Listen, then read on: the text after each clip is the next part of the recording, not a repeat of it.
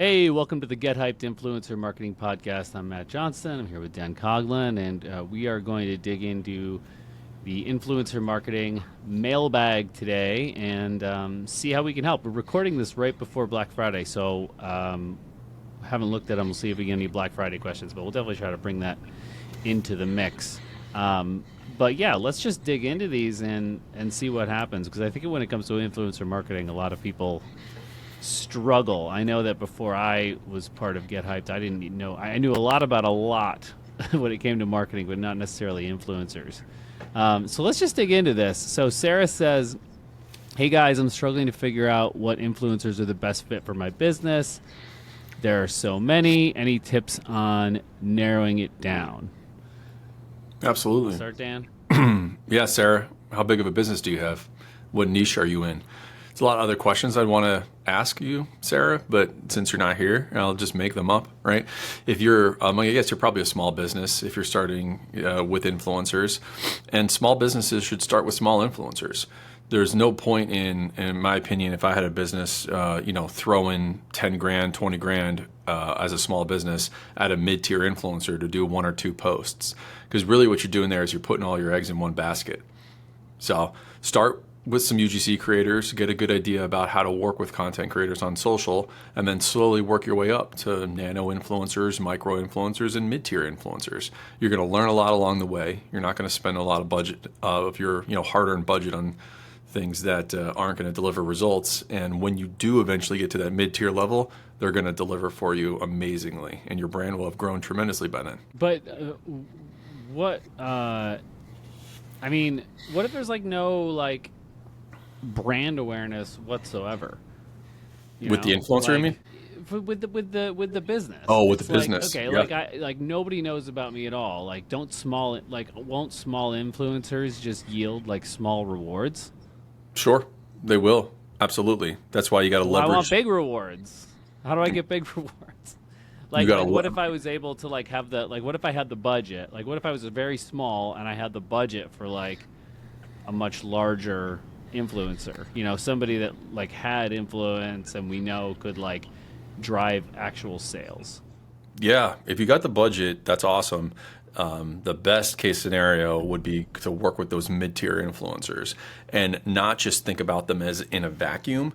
Integrate those mid-tier influencers into your holistic marketing strategy. And what I mean by that is doing things like retargeting the influencer's audience, right? So you have your mid-tier influencer post and promote your products. What is that going to do? It's going to drive a bunch of traffic to your website. Well, then you get leverage your Facebook ads, your TikTok ads, YouTube, etc. Retarget that traffic that the influencer drove. Now you're going to get multiple touch points with that audience. You're going to raise brand awareness. You're going to get them through the consideration phase of the funnel and make it more likely that your influencer content converts into actual real revenue.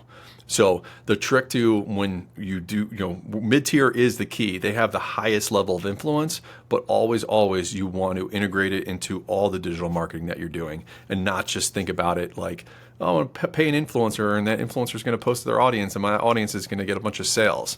That was the 2015 strategy. It doesn't work like that anymore. Going now into 2025, you have to integrate your influencers into your holistic strategy. I can't hear you, Matt. Oh, so Sarah asked how you would narrow it down. So is that so what would you do? Would you just go on, would you go on Instagram and just sort of make a spreadsheet, of people you want to reach out to? Is it worth paying for a tool? How would she actually narrow it down? Good question. What do you think? Yeah, that's a big one to unpack, Sarah, but we actually just made a YouTube video about it. We should link that in the notes so you can go watch that as well. It's all about how to source influencers, because that's essentially what you're asking, Sarah, is how to find influencers. And there's so many different ways to do it, which is awesome, but also a little overwhelming at the same time. You can start with just using the social platforms themselves, meaning you can just pull up your Instagram and use some hashtags. Like, let's say you're a health and wellness business. Let's say you're, like, I just talked to a cannabis brand this morning. And you could search like hashtag CBD, right? Hashtags, healthy CBD or CBD drops, right? And you can look at who is engaging on those hashtags. A lot of times, the top posts on a hashtag are coming from influencers. So you look at those influencers and then you can just reach out to them directly on the platform. Send them a DM. Sometimes they don't respond to DMs because they're busy. So reply to a comment on one of their posts and just make a nice little message that says like, hey, John, like saw your post about CBD. Looks like you could be a really good fit for our brand. Okay, can you reach out to me? And John thinks you're, a good fit. He's going to reach out, and now you have a start of a partnership. So there's using the platforms themselves. That's the scrappy way to do it. There also is a bunch of free influencer search tools out there. So you can just Google influencer search tools, and you'll come up with a lot of free ones. The drawback to the free ones are that they're not that comprehensive, and they usually don't come with contact information. They usually are like, gated, meaning they have a paywall. They want you to sign up. There's also some very expensive SaaS tools that agencies like GetHyped use. I wouldn't recommend that for starting out because those are like thousands of dollars a month to subscribe to those. But then you also have the option of working with an agency to do it for you and find influencers for you as well. So I'd recommend, do your own research on the social platforms to start. And then as you get a better feel for it, kind of go up to that next level of either using a paid SaaS tool or working with an agency like GetHyped. Good stuff. All right, let's go to Greg. Looks like he owns a local coffee shop. All right, we're a small business with a pretty tight budget. Do you think we should go for micro influencers or save up and try to work with a bigger name? This is like similar to what you just touched on here. I don't want to waste our limited funds. I mean, first, I think it starts with your goal. I think, and I do think that that's one of the things that people a lot of times screw up. They're like, okay, so we're a small business with a pretty tight budget. What you haven't told me is what your current status is in your community, right? So that's something that a lot of brands don't think about because they're just thinking about money. Like we all as humans are just thinking about money, but like money isn't just created, right? So, the old analogy, money doesn't grow on trees. Okay, right. So you just can't plant a money tree. And if you could plant a money tree, would the money tree just sprout? No, you'd have to go to the store and buy the seeds. You'd have to research on like what kind of money tree you want to buy, and then you'd have to find a place to plant it. And is there going to be enough space? And how big is it going to get? And where should I plant it? Right. So it's the same thing here. Like if you want to plant that money tree in your local coffee shop, I think the first question I have that I have really is like where are you at? Like because if you already have a ton of brand awareness in your community, like you say you're small, but are you like, how's your foot traffic? Like do you have like a dedicated customer base? Like are things like pretty good? Like obviously you want more customers. Everybody wants more customers, but are things okay? Like they know about you, but they're choosing other coffee shops. Okay, that's one problem to have. But are you brand new? Like did you come out of nowhere, right? Because you always say that your goal is sales, but sometimes when your goal is the money tree, your first goal needs to be going to the store and getting the seeds. Just like when you're trying to like get sales into your business that is relatively unknown, your first goal should be some sort of brand awareness, which is like not a sexy term because it's like brand awareness doesn't make money, but like, I mean, we can go down that rabbit hole forever, right? Like, would Geico be making money hand over fist if they hadn't done their caveman commercials, which probably led nobody to sign up right away, but they stuck out and they, it's the whole point of a Super Bowl commercial, right? You saying that that's not worthwhile? So that's where I would start. So if we just assume, I'll let Dan, you can jump in on this. Like if we just, I think you already answered it before when you were talking about Sarah's question, but if we just assume that he is like okay known, like kind of middle of the road, like some foot traffic, not enough, and not necessarily in the best position, but would like to get a little bit bigger, medium brand awareness in the community, been around for like 5 years. Where would that, like, how would you answer that question, which was go for micro influencers on the tight budget or try to work with a bigger name? I'm guessing you're going to say micro because the budget really connects to the influencer. Yeah, 100%. Yeah, the tough part about, mid tiers are awesome because they have tremendous influence, but just from my experience working with small local businesses, they don't have 10K to drop on one mid tier influencer post, which is like the going rate these days, with even getting higher than that quickly as influencer marketing just in general gets more and more expensive and popular. So, like, if I had a small coffee shop, actually, in Connecticut, my wife and I are getting targeted by this stuff all the time on Instagram and TikTok by small local businesses, right? We're foodies. We love to eat. We love our coffee. We're in restaurants. And my TikTok For You page and my Instagram feed are full of influencers locally in Connecticut going to restaurants and coffee shops and posting like amazing food dishes. So if you're a local coffee shop, Greg, like what's your best like knock it out of the park differentiator type coffee beverage, right? Like I'm assuming you got something that's your best seller that everybody loves. Well, yeah, partner with a local micro influencer, get him or her to come in, give her some free coffee for some free drinks, show her him or her a great time and wow them, and they'll and get them to post about it. But the thing is, Greg, is you want to leverage anyone with a small local business. Don't just stop there. Don't stop with the influencer having a good experience and posting about it to their followers. Then run that post in some ads as well. Because the toughest part about influencer marketing is you can't control where the audience is. That even though that influencer lives in your local area, most of their followers are going to be outside of your potential service area. So you fix that by then running a targeted ad campaign to your local area, right? You could do local Google ads, you could do Meta campaign, which I'd recommend, and use the influencer's post as your creative in that campaign. Now you're ensuring everybody within a 30-mile radius of your coffee shop is seeing that influencer's post. That's how you really get benefit from it. Yeah, that's good stuff. Good question. I think actually the bigger question that like Greg should have is, should I even use influencers at all, to be honest with you? Right. I think that's Right. kind of the bigger question there. You don't have to. You I would don't say- have to. Yeah. Greg, have you used UGC before? Right? Start there. Like most time when people approach us that are local, like should I use influencers? They're not even running ads, right? So it's like step one, run some ads, right? Use your own creative. Step two, get some native content. Native meaning content that's natural to the platform. So you're running Facebook ads on Instagram as well.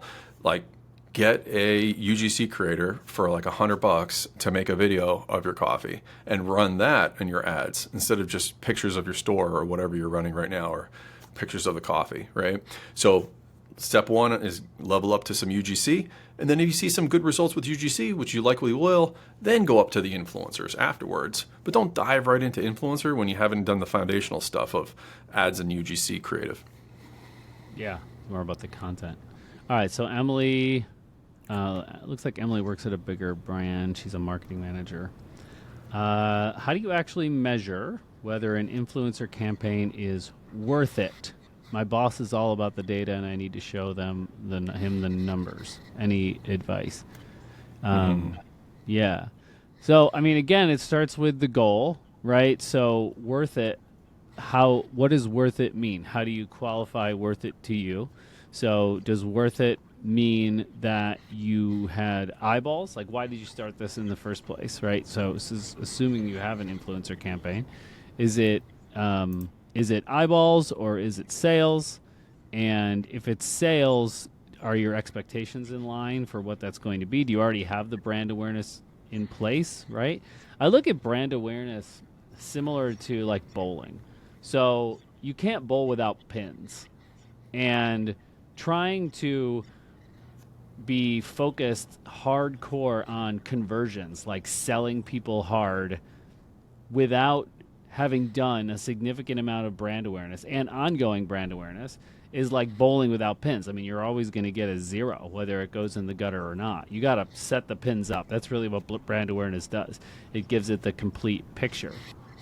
So that's the first question. Like, what does worth it mean to you? So hopefully you're super smart and you did that ahead of time. Like, you figured that out ahead of time, what your KPIs are going to be. Or maybe you're not 100% sure. So I would say first, what's the goal? And then you need to tailor the numbers to sort of match that? Like, why did you do this influencer campaign in the first place? I think that what would be good, though, for you to touch on, Dan, would be like, let's just assume that they didn't do that, because most people don't. Like, let's just assume that Emily and her team there like really went in pretty hardcore with sales in mind, because that was what the upward pressure was. So if that is the case, and this boss all about the data that needs to see the numbers is probably going to be mostly focusing on monetary compensation and return on investment directly, how would you measure? It's really what she's looking for, is how to measure it. Yeah. Yeah, this is the battle as old as time when it comes to internal, like the CFO or CEO versus the marketing lead, marketing manager who wants to do an influencer campaign. Heard this story time and time again. And before I dive into it, I love your analogy, Matt, of bowling without the pins. It always cracks me up. But yes, Emily, like I just came up with that on the spot, so it can't always crack you up. It's the first time I've ever done it. no, not yeah. Not that one specifically, but you're always winging it with the analogies. I love the analogies. So Emily, there's all kinds of metrics you can measure with an influencer campaign, right? Think about the funnel and your challenge of your CEO, CFO, boss, whoever is thinking about the numbers. Like Matt said, they're not thinking about all the numbers. They're only thinking about one number, how much revenue is going to be generated. And unfortunately, we all know in the world of marketing, that's not how businesses are built, on always selling to the person who's in the 3% buying mode of your target audience, right? That 3% that's actually actively looking to buy. 97% of the time, people are not actively looking to buy. And we have to market to those people as well. And that's what influencer marketing does so effectively, is it's full funnel influencer marketing. So that's how I recommend that you present it in the form of the data to your boss and decision makers. Is here's like Matt mentioned, here's all the brand awareness we're going to get, and explain that we're going to reach 1 million people with this content, right? We're going to get 1 million impressions. 1 million people are going, and they use Matt's Geico example that he's always bringing up of like, Geico is not like, how many people did we get to sign up for policies based on this commercial we ran, right? They know that awareness will pay back dividends for them. And then in the middle of the funnel, right, show how much engagement you're getting out of the campaign. Show all the value-added conversations that are happening on social, and then participate them in those conversations as well and amplify it.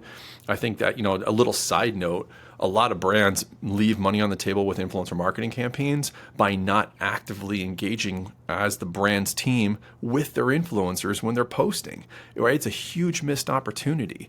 The influencer posts something and they're like, great, how many sales did it drive? Well, did you help out at all? Did you jump in the comments, right? You have to treat the influencer's comment section like your customer service inbox, right? Because all you have in that comment section is potential buyers asking questions and dropping the comments.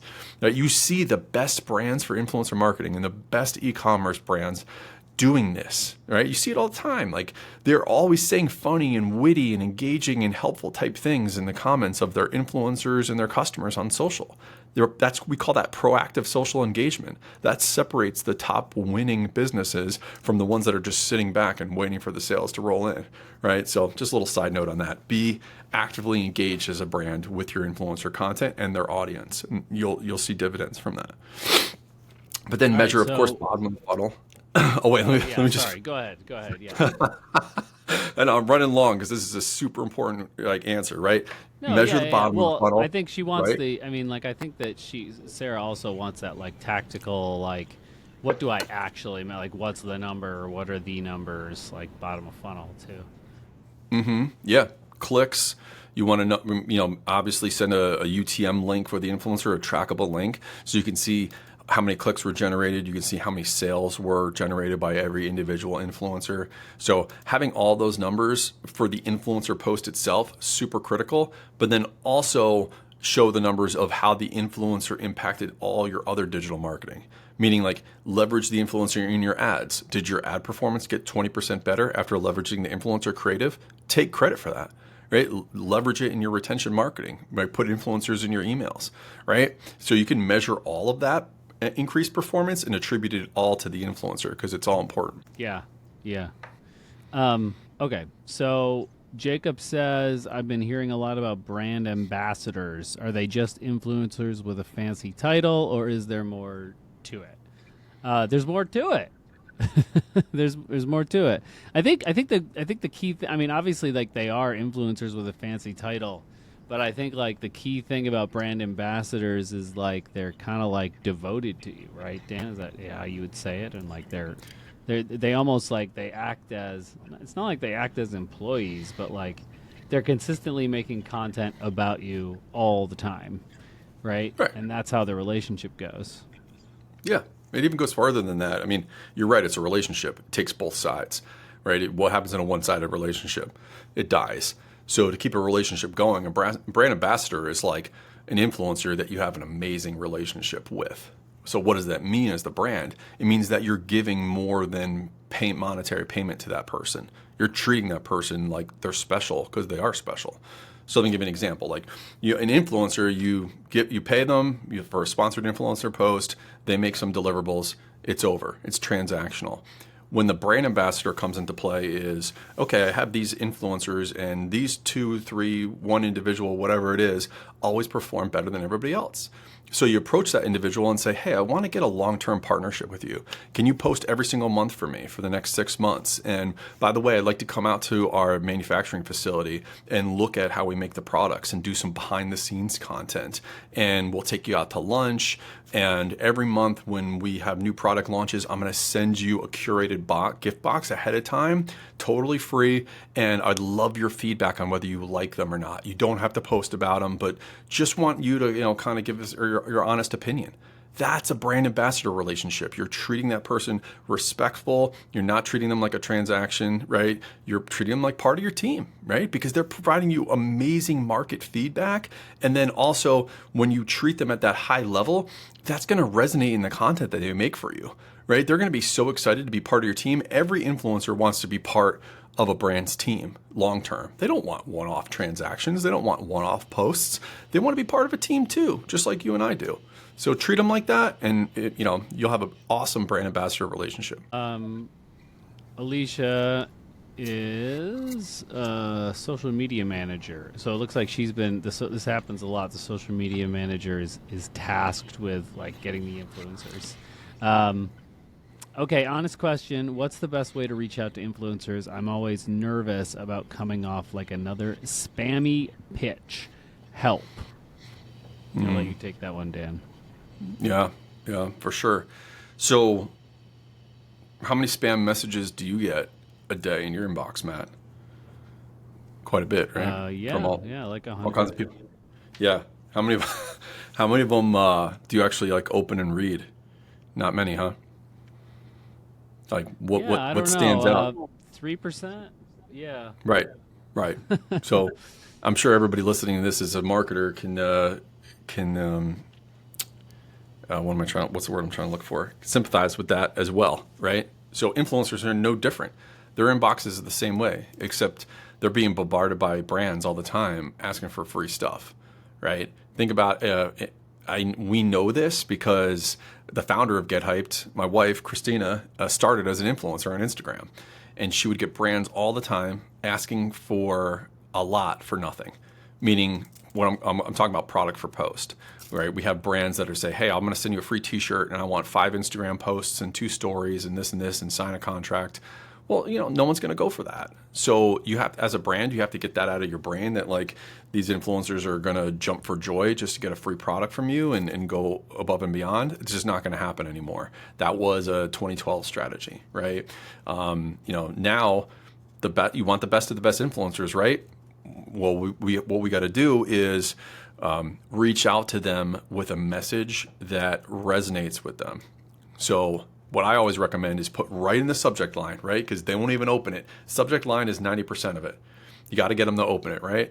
Sponsored partnership. Put dollar signs in there. Even put the sponsorship amount in the subject line to get their attention. I guarantee you'll get way more open rates if you just put sponsored partnership, $500 Instagram post. We're going to be like, cool. They're going to read that. they're going to read it, see if it's a good fit, because they know it's not another company reaching out to them trying to get something for nothing. Yeah, I mean, to like expand, like the obvious question to that is like, is email the go-to on that, or is it better to DM these influencers? Both, either one, whatever you're more comfortable with. I would say I would start with email. Like, is one more effective than the other? I mean, To get in touch with them, I don't think so. I think influencers are just consumers like all of us, and we all have a preferred medium. Some people like social media, some people like email, some people like text, right? Everybody, interacts differently. So if I have a group of influencers who are identified and you're not getting them on email, try them on DMs and vice versa. Probably if you do some of both, it's the best of both worlds. But as far as like actually answering your question, Alicia, right? Yeah. The best way to reach out to them as far as your messaging is just short and sweet. Try to get them interested at first, because don't send them this giant long email. That's going to come off as a little bit spammy. Just try to get some initial response from them and give them a very, very high level. Like, what's your brand? What's your product? What are you asking them, or what would you like them to collaborate with you on? Meaning like the deliverables, an Instagram post or something like that. And then what are you offering in return? And just ask, hey, does this sound interesting to you? If it does, let me know and I'll provide more information.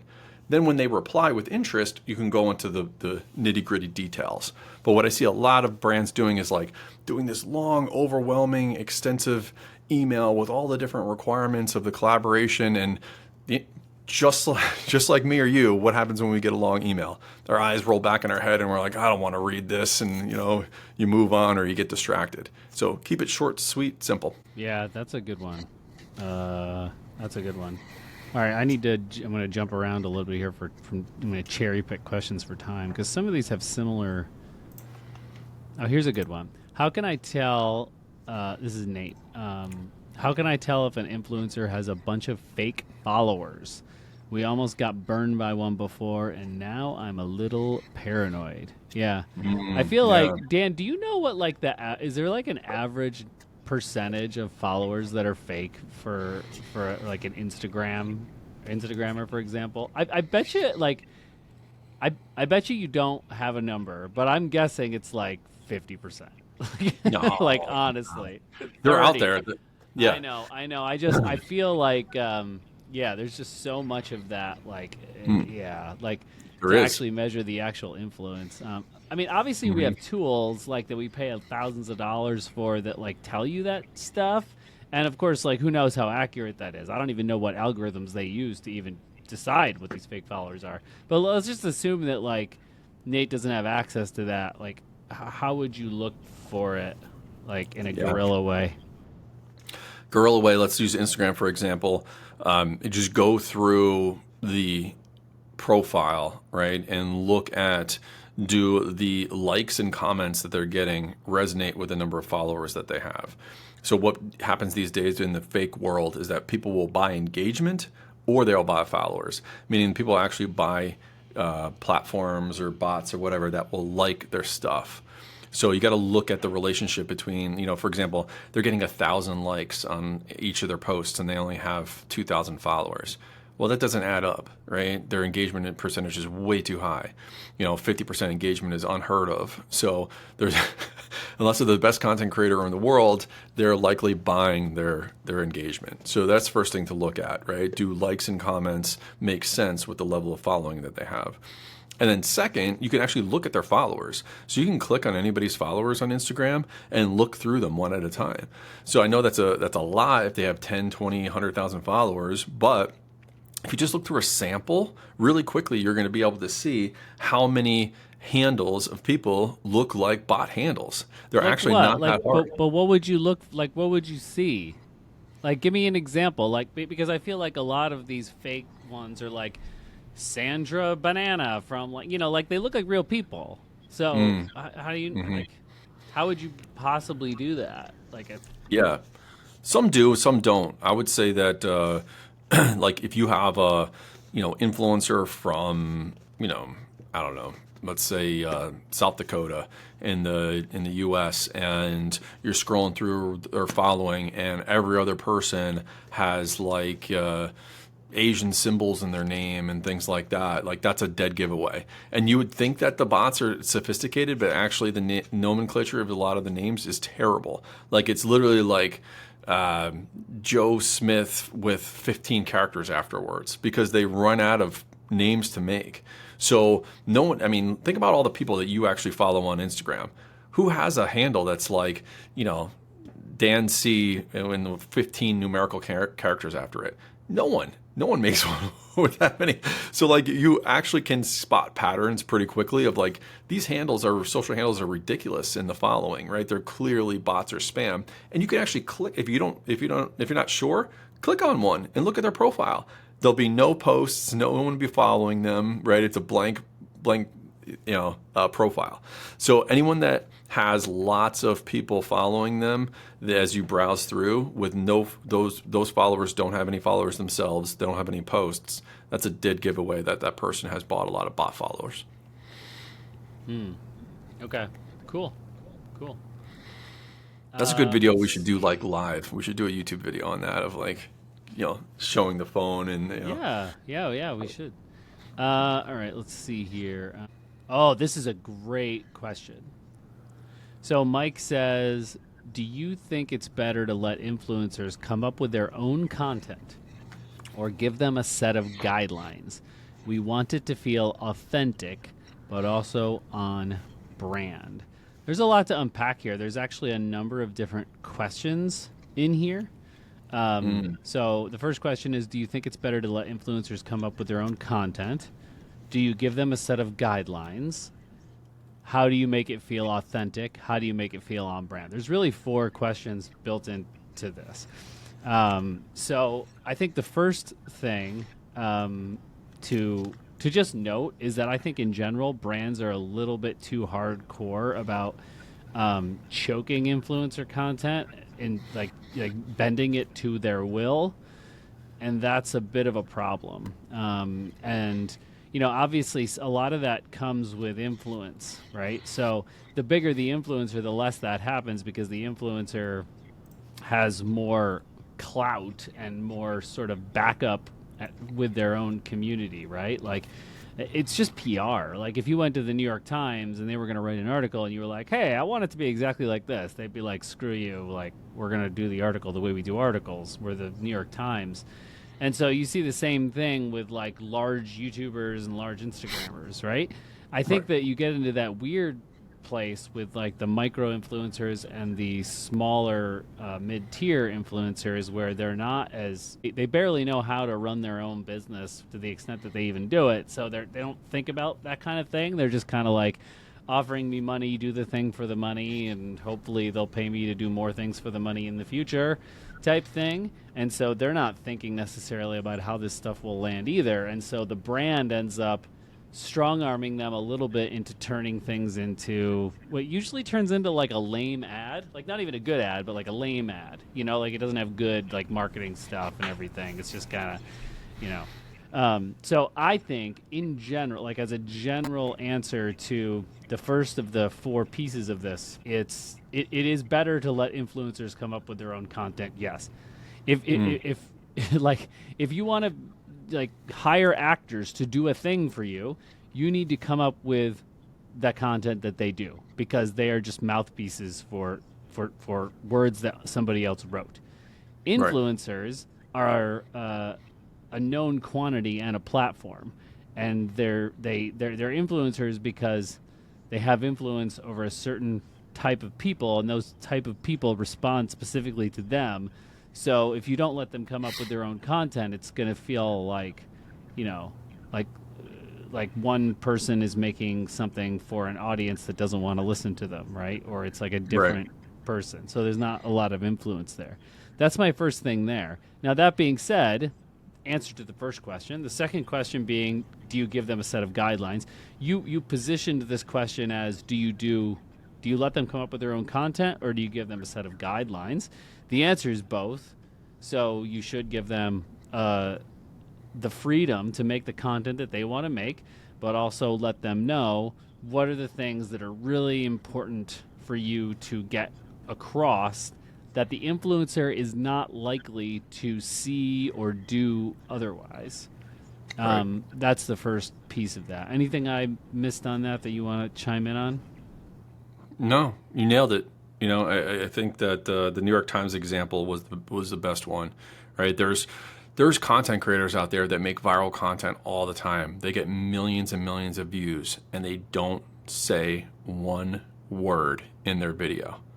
Think about that for a second, right? What is your actual goal of working with influencers and content creators? It's to get your brand and your products in front of the biggest audience possible. Everybody's dream as a brand is to go viral on social. So the only way to do that is to leave it up to the content creator to do what they do naturally. So the last thing you want to do is ask your content creator to do something, post to their audience, make some content that is not in line with their normal content that they create. So brands often bring a hammer for, what's the analogy I'm looking for? They bring like a hammer when they need a needle or something. I don't That is not the right analogy, but I think you guys know what we're saying. Like No, they tried when we're coming up with the influencer brief, right, with guidelines for messaging, they, okay, we want to say all these great things about our brand and products. Say this and say that and say this. And the problem is that when you make that all a requirement, it comes off as very scripted and very forced. So sometimes just saying one thing very well, or even saying nothing at all, can have much, much more of an impact. And that's really your goal, right? Your goal is you know what it is? It's like bringing a hammer to a massage parlor. That's what it is. Yeah. So right. It's like, hey, I want you to go in, okay, so, when you give a massage, they have to know, they look at your unique body. Like they're not going to massage, like a 18-year-old girl the same way that they're going to massage a 65-year-old overweight man. So they come in and they're going to look at it and let it do its thing. Like we're going to make it perfect, right? So if you just come in there being like, here's what I do when I give massages. I have a certain way that I feel like everybody's muscles should be, so I'm just going to come in with a hammer and just nail you all over, right? and that's what I'm going to do. But I think the analogy you were trying to go for was a little bit different than that.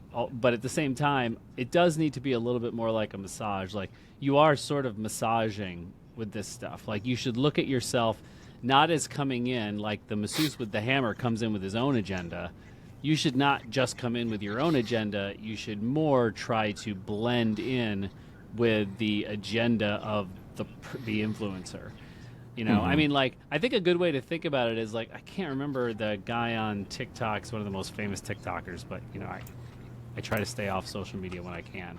But the guy, he does essentially these crazy, they're not magic tricks, but they're they're distortions of reality type things that he does. I forget, I don't know how, anyway, you wouldn't go to that guy who all of his videos are another weird, cool distortion of reality that he does, where you think you're looking at one thing and you're looking at another thing.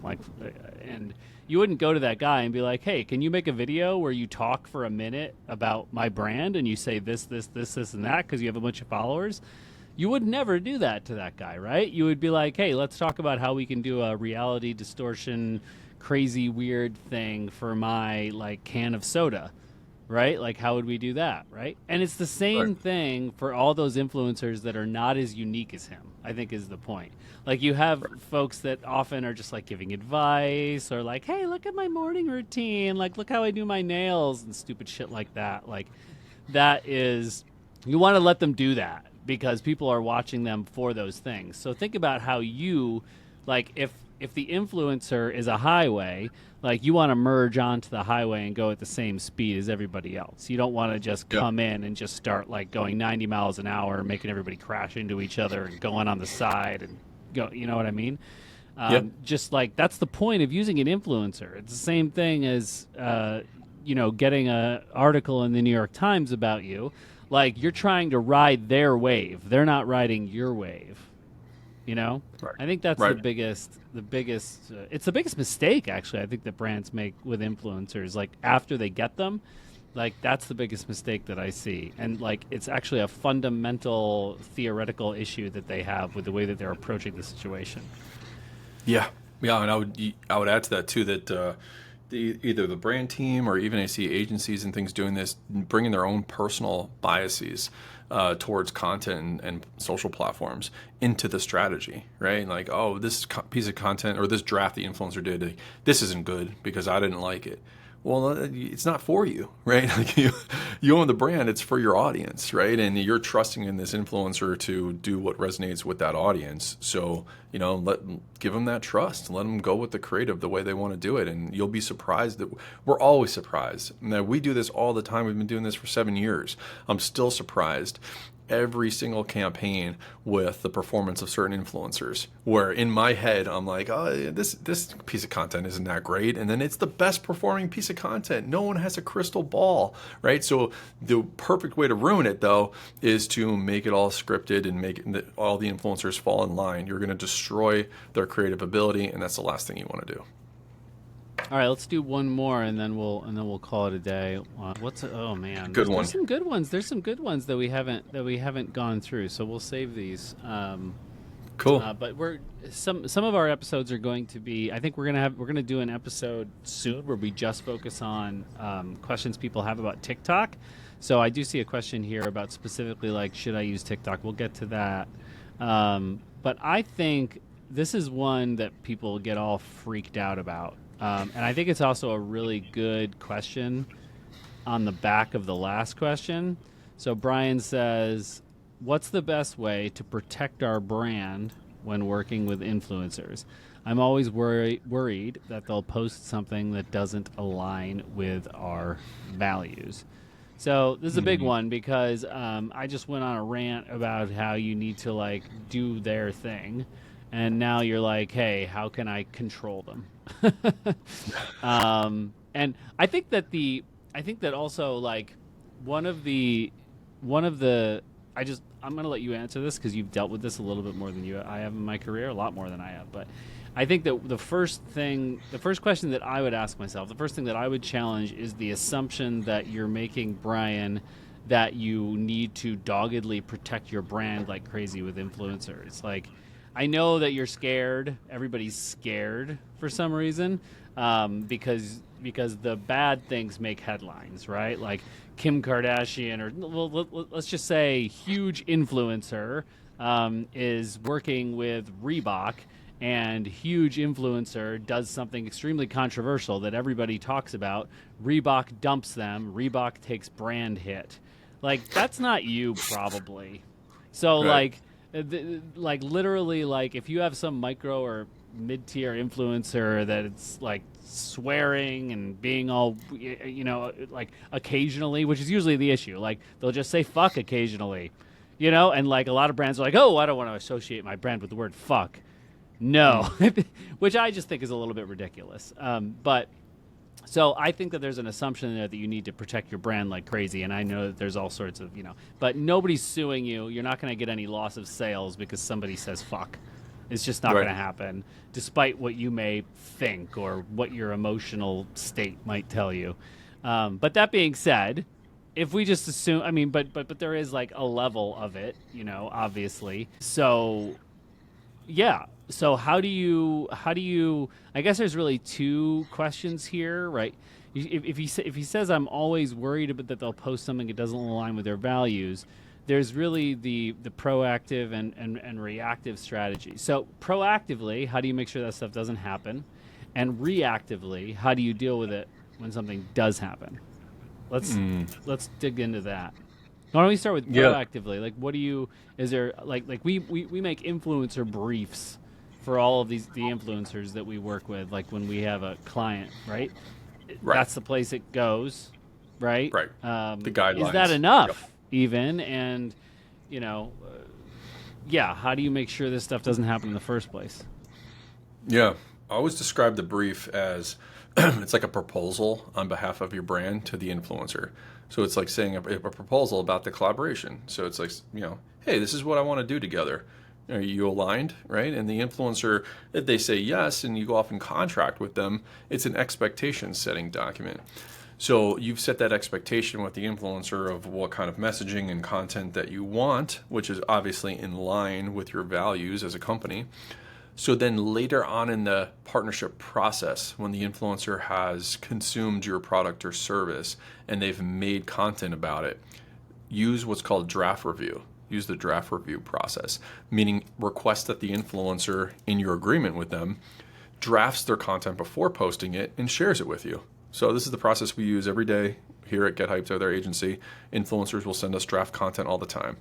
And when our team reviews the draft content, they're looking for those things that are in requirements in the brief that was provided to the influencer. They're just making sure the influencer did what we asked them to do, and they didn't put anything crazy in there, like you said, like, curses or drug use or other. Most of the time, it's not even those things. It's like other brands, right? And this is more of a requirement, like you said, Matt, for bigger brands out there where like, hey, there's a Starbucks cup in the background. We got to blur that out, right? We can't have that here. Do you care about that as a little brand? No, you shouldn't. You're wasting your time. But they do. So that's what I'm talking about. Right. Yeah. Hey, I just started my brand yesterday, but I need to defend it fiercely. So make sure that blah, blah, blah. Yeah. But I do want to counter to this, and I actually feel like Brian's question has less, I get the sense that it has less to do with the posts that they're doing on the brand's behalf and more about the stuff that they will do like regularly. Like I hire this influencer, I start working with them. They do a couple product reviews for me, and then they like review a dildo and they do something really weird with it in another post. You don't like that. You don't feel like it aligns with you. Like, is there a proactive way to approach that? I mean, it's probably just like a, how do I vet these people ahead of time, type situation. We can't go, because we're not going to say in the brief, oh, by the way, we also don't want you to make any like videos about dildos for the next 2 months or something like that, right? So right. I don't know. I mean, like, how do you do? I mean, I know at Get Hyped we have dealt with this exact situation. Sure, where many this times. has happened. So, like, proactively and reactively, tell me about how you like approach those things, because I feel like that's more of what he's asking. Like, what if this influencer goes off the rails on his free time using his influence, but he's associated with my brand, Right. Well, you can protect yourself legally with those influencers in the contract, meaning that you can put those stipulations right in the legal language that you have the influencer sign that says they're legally liable if they do things in the future that will compromise your brand and reputation. Now, is that enforceable? Are you going to get influencers to sign up and say yes to that? That's going to definitely hurt your ability. A lot of influencers are not going to put that liability out there for themselves. So what that's going to mean is less choices for you, and you're going to end up paying more to those influencers for collaborations. So we don't recommend that. And what was the other part of your question, Matt? Well, like reactively, like something like they do. Yeah, something does happen, and then what? Yeah, this has happened to us, and we just reach out to the influencer and ask them to take it down, and they normally will, because they don't want anything like malicious out there. But really, like, to avoid getting in those situations, it's as simple as looking back at the influencer's post history, like going through their content. We have a couple different clients that we look through the past 30, 60, or even 90 days sometimes of every single content creator's profile. We watch every video they made. We read all of their copy, and we're looking for any, we have tools that help us go through that as well and look for any certain keywords, right? But we're doing a manual review of all their content to make sure it aligns with the brand's values before we partner with them, right? Of the last quarter, the last 90 days, if they made a post every single day or sometimes multiple times a day, and it was all in line, what are the chances that they're going to come up and do something crazy and ruin their own reputation by doing some, low value thing or immoral thing? Chances are extremely low. So vet the person's past. If they have a strong past and they're good values and on brand with you, you're golden. Yeah, good stuff. All right, let's wrap it up there. Covered a lot of good stuff there. If you have a question, you can send it to me, matt@gethypedmedia.com, and we'll make sure to, if it doesn't suck, we'll talk about it on the show. And good stuff today. We'll see you in the next episode.